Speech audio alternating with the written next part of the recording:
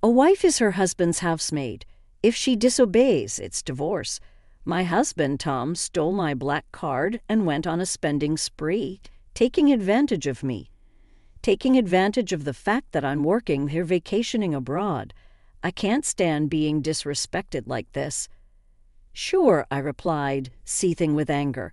While brushing off his call, I began to hatch my frightening revenge plan. I'm Holly Smith, once a top star in the USA, a former actress who dazzled the world. I even made it to Hollywood, captivating men globally and making headlines overseas. My fame was truly astounding. I left the limelight when I married Tom. He was my ex-manager and aide, expertly supporting me in my globe-trotting career, handling everything from my health to my private life. He's still helping with my current business ventures. Now we jointly run several fashion stores.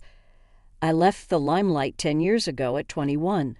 My decision to retire at the height of my fame created a media's die-hard fans were even showing up at my door. I got flooded with fan mail daily, pleading with me not to quit, and my departure even sparked a societal buzz. Despite numerous baseless rumors and tabloid stories, Tom and I tied the knot in sheer happiness. Everyone around me supported us.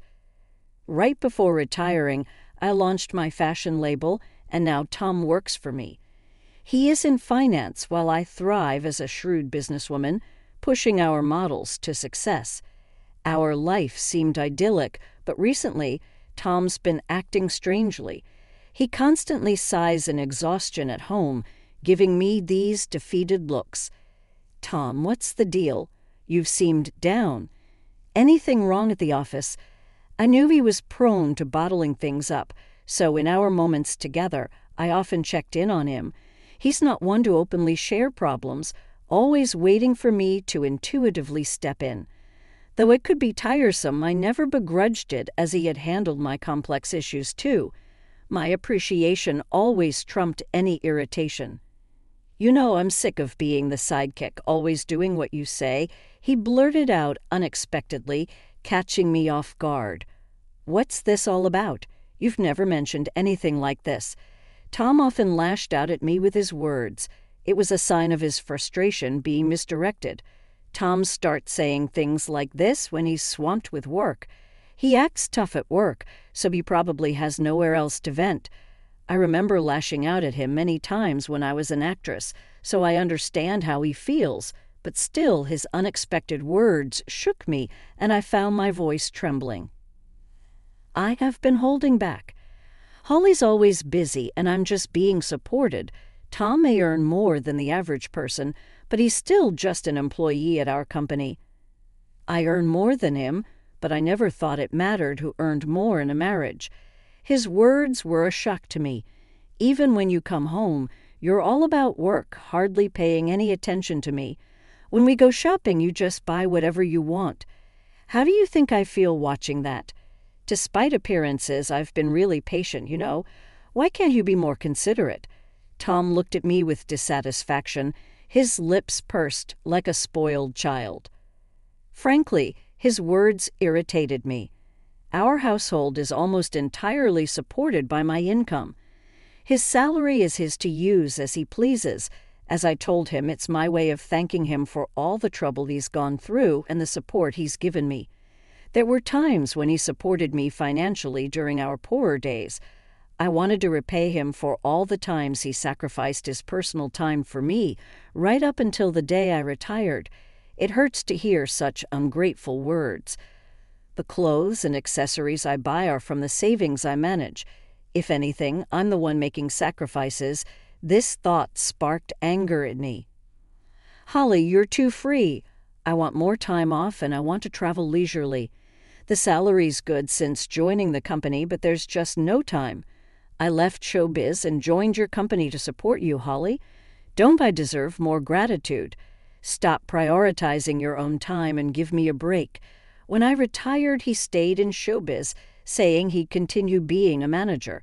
But once my business took off, Tom changed his tune, wanting to support me. If I join the company and stay by your side, Holly, you won't be lonely. I want to be there for you. I wanted to spend time with him, so I let him join. I never asked him to, so why am I being treated this way? Is this life still not enough? Isn't he being too selfish? As I thought this, Tom made a suggestion, as if to add insult to injury. That's it, my parents' 60th is coming up. Can I get some time off for a celebration? That's all I ask. I won't be selfish anymore, but I want 2 weeks off. I want to take them on a trip to Japan. They've never been, and I want to show them the tasty food and beautiful sights. I braced myself for what he might say, but his unexpected request made me blink, and I felt something off. 2 weeks off is nothing big, something he could easily request at work without making such a fuss. Our company is known for being fair. No one would begrudge a leave request, and we're well equipped to handle someone's absence. Yet he makes a scene and negotiates directly with me. Something's not right, but these are just suspicions, nothing concrete. I'm okay with that, but I can't make it this year. There's a crucial fashion show for the models in my agency, and I also need to prepare for the Paris collection. My schedule just doesn't align. Can you ask if next year would work? I can adjust my schedule then. As a daughter-in-law, it's expected of me to attend my in-law's 60th birthday celebration. However, our company has 2 big events lined up this year, leaving no room for personal travel. I tried to negotiate a different date, but Tom refused with a smile. It's fine. We'll just have it with my side of the family. I want to spend some quality family time. Being the accountant, my absence for a week won't really disrupt work, right? Tom's words about wanting to spend time just with his family hurt me deeply. His insinuation that I was a nuisance pierced deep into my heart. So, how about it? I deserve some free time too, right? Tom always had a way of speaking without thinking. He's harmless, but sometimes thoughtless. It's one of his flaws, but I chose him as my life partner, knowing no one is perfect. Still, I can't accept how he's speaking to me now. Even if he doesn't mean it, why do I have to be spoken to like this? Doesn't he care about me? Hey, Holly, you listening to me? I owe a lot to Tom's parents. Although I can't often visit due to work, they always treat me like their own child and praise my work. We're so happy to have such a wonderful daughter, his mother had said when I married into the family, and his father celebrated our marriage with joy. It's their 60th celebration. I understand wanting to celebrate it this year, but how can I agree happily after being spoken to like that? It doesn't matter to me. Take 1 week or 2, do as you like. I couldn't hold back my anger and showed it openly. This probably triggered Tom. He stood up visibly upset and left the living room without a word. We've been sleeping in separate bedrooms due to work, and from that day until his trip, we didn't see each other at all. Is that really true? Isn't your husband being too harsh? My secretary, noticing my unusual demeanor the day Tom left for his trip, pressed me for details. She's an exceptional talent and has been supporting me since I started managing the company. As women, we often see eye to eye, and sometimes she's even more reliable than my husband. She's quick-witted yet caring, always there to support me when I'm down or about to make a mistake. I cherish her like family. She admires me like a real sister, and I often confide in her. Her honest and mature advice, beyond her years, is always valuable, and this time too. She noticed something was off about me and kindly showed concern. I hesitated at first about opening up, but realized keeping it in could affect my work. I decided to tell her everything that happened up to today. She furrowed her brow in anger.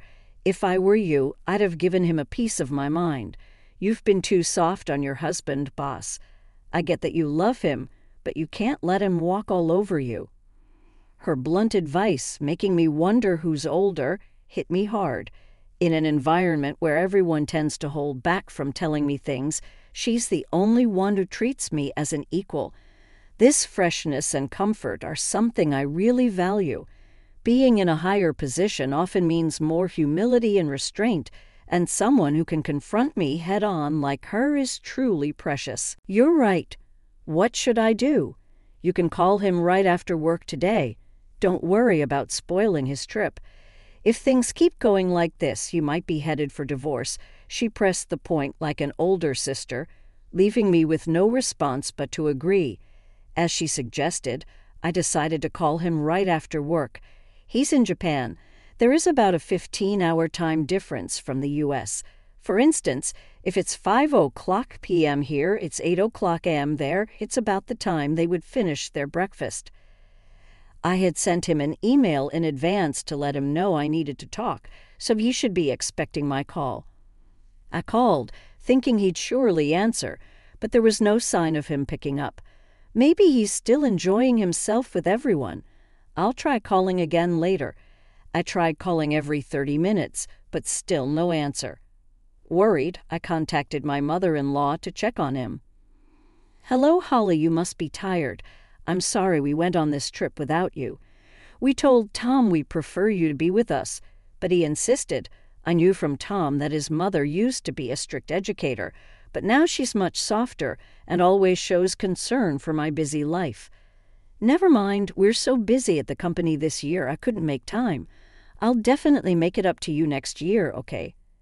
Oh, don't worry about it. Just having this wonderful trip as a gift from you is more than enough for us." Her kind words, like smiling, struck me as odd.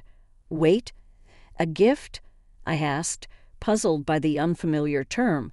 She seemed surprised by my question. While expressing surprise, they explained the situation to me. "Oh, isn't it? Tom told us this trip was fully paid for by you since you couldn't join. Why, I couldn't help but shout in surprise over the phone. My mother-in-law realized I didn't know anything from my reaction. She hurriedly connected her words. "Isn't this the trip Holly arranged? Tom paid for everything with Holly's card, so I thought it was from you." The trip included Tom's parents and his sister's family, 5 people in total. The flight alone costs about $1,000 per person, minimum, including other expenses. It easily exceeded $10,000. It's outrageous to use such a large amount without consulting me, especially since I usually cover living expenses. Tom doesn't gamble or smoke, so his salary should be intact.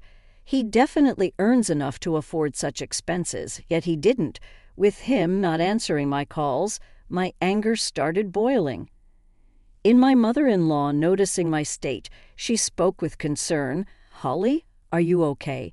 We'll pay back every penny." Tom insisted on covering everything, which seemed odd. "My husband and I decided to pay you back later. We miss you and plan to visit you. This trip might be based on a terrible plan." Thinking so, my mother-in-law continued to comfort me. "You're not at fault. It's also your 60th celebration, so please use that money for your enjoyment. I'll definitely get Tom to pay for it. But could you tell me more about the trip's planning?" I was wondering what Tom was up to. I realized this trip must have been carefully planned months ago. Tom was using me without my knowledge. At that moment, I started to suspect him.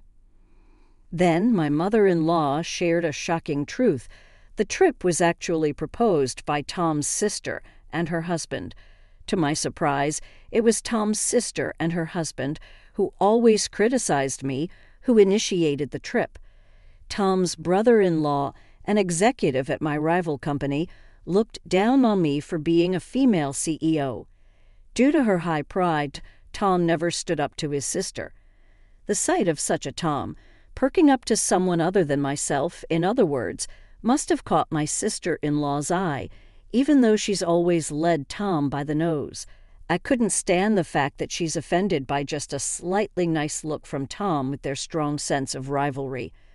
My sister-in-law and her husband disliked me, and I tried my best to avoid dealing with those two as much as possible. The couple, always competitive and disliking me, planned this trip, possibly persuading Tom to pick a fight and exclude me. They waited for the right moment to bring Tom along as a cash cow. "I'm so sorry I didn't know anything," Tom told me. "You were busy and asked us not to contact you directly. If my unaware in-laws and I were to communicate, it would reveal the plan, potentially causing a rift in our marriage. To prevent this, Tom had to restrict his parents' actions in advance. For my in-laws who didn't understand how busy I was, Tom's advice was absolute. They decided to follow his words and express their gratitude when they returned. Holly, did you give Tom a card or something? He was paying with a black card I've never seen before. My father-in-law must have been listening in given his hasty tone. He asked me a question that had been on my mind the moment he mentioned a black card. I checked my safe. The black card he referred to was the company's vital black card.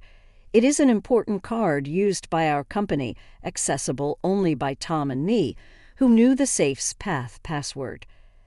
I never thought Tom would commit such embezzlement, but the card that should have been there was missing.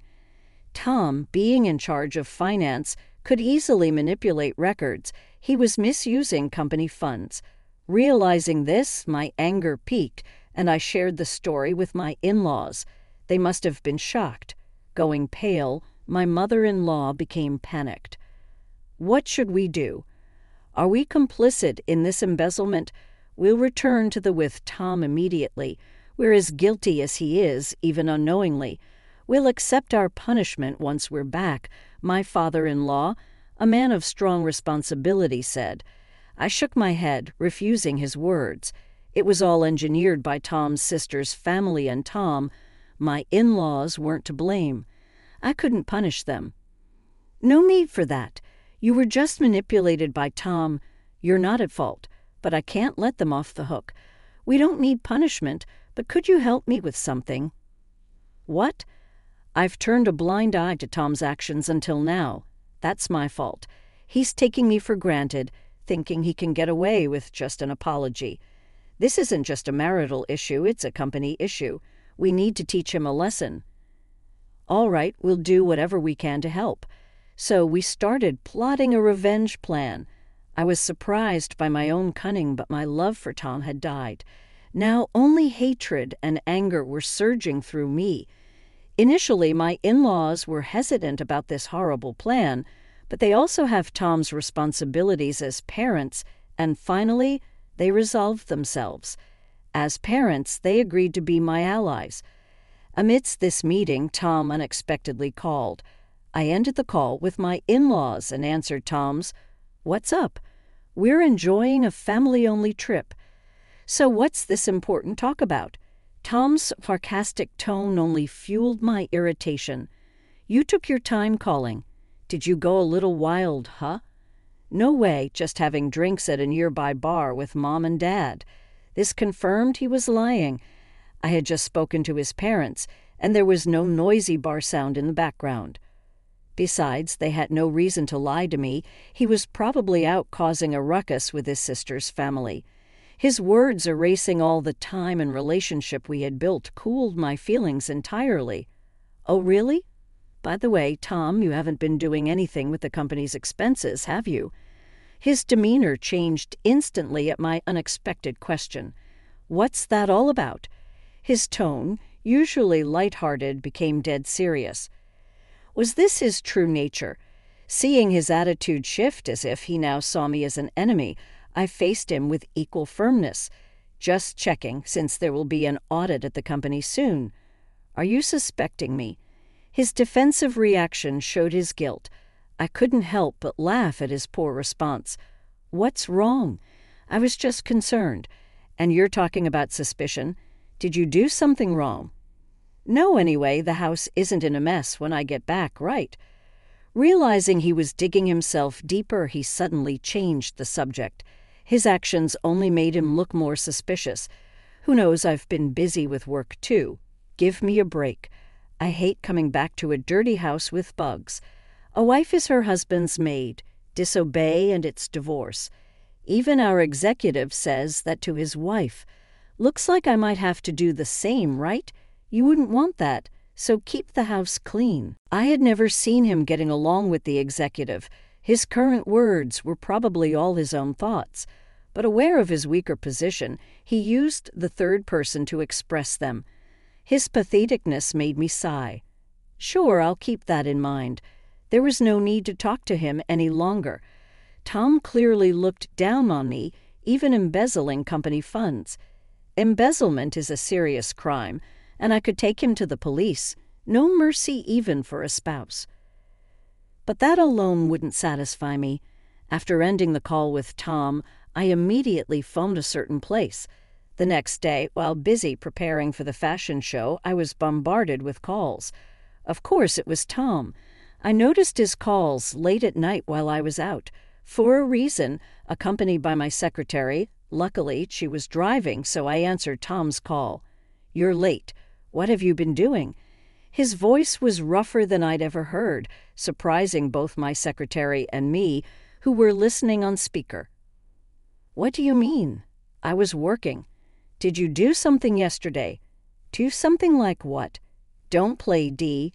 Tell me the truth. What did you do?" Tom was in complete panic, and in the background, I could hear several Japanese men confronting him, along with my sister-in-law and her husband. "Sounds noisy. Something wrong?" "No, it's just a—" Tom, who had been blustering, suddenly began to stammer. He realized that admitting anything would put him in a very disadvantageous position. His odd behavior made me explain to him what was coming. Time to give him a taste of despair. "Too bad, Tom. You were supposed to be having a blast in Japan, but it seems your dream turned into a nightmare overnight, huh? But it's what you deserve for misusing someone else's money. You did something, didn't you?" As he reacted weirdly, I revealed what I had done the day before. I had contacted the president of the credit card company I was contracted with, to spite it being. After hours, he agreed to help me due to our long-standing relationship. He immediately suspended the company's credit card. If a credit card is misused, the company doesn't have to pay the store, leaving the store at a loss. However, Tom had arranged to pay the entire bill at checkout. So, with the card blocked, he couldn't pay and was now being interrogated by the hotel receptionists. "Tom, Mom and Dad have already checked out. The taxi I reserved for them left with him, so there's no one coming to pick you up." My sister-in-law, who was cornered, bombarded Tom, asking what to do next. Hearing this, Tom panicked even more and directed his anger at me. "How can you do this and think it's okay? You ready for a divorce?" "Go ahead. I'd rather not have a husband who embezzles company funds.